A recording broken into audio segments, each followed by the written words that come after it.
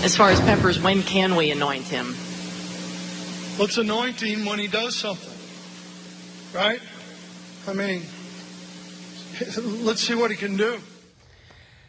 The young lady whose voice you heard in that question, Angelique Chengelis, our Michigan insider, joins us here as we talk Michigan football. It's a great question by you, and he's trying to slow down the hype a little bit. Are the fans, though, buying in, Angelique? Is the hype still big surrounding Jabrill Peppers? The hype is still big. I mean, Brady Hoke is the one who started it, Ray. I mean, when they were recruiting him, right. We're talking about this was the kind of marquee name they need in this recruiting class.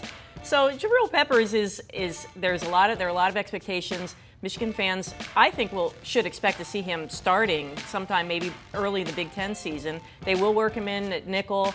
It's interesting to see how Michigan fans are embracing a freshman and thinking so much about the Charles Woodson comparisons that people have brought up, and think that he can at some point make an impact in the return game and on offense as well. You've been covering Michigan football for a long, long time. You've been through a number of coaching changes there in Ann Arbor. The first 3 seasons for Brady Hoke, wins have gone down, losses have gone up. How critical is 2014 for him to be around in 2015? It's absolutely critical. I mean, Brady Hoke he had great success his first season, and then, as you said, we've seen a dwindling in the number of victories.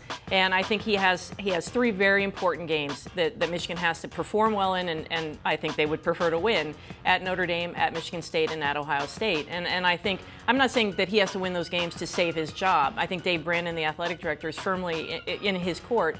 But I think to save face with Michigan fans, they need to perform very well in those games. So, a quarterback, most believe Devin Gardner is going to be anointed the starter as he was last year. He's getting a good push, though, from sophomore Shane Morris.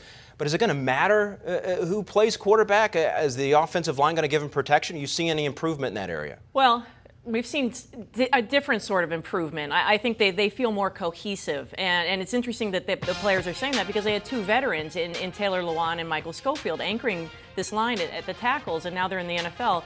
But this group feels really confident because they got a lot of snaps last year as young men on the offensive line.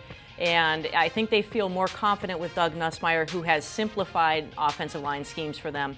And there's not as much on their plate, and they all feel a lot more comfortable with where this offensive line is. Let's get back to the schedule. You mentioned the 3 big games, specifically Notre Dame. It's been pretty much a staple on the schedule for both schools since 1978.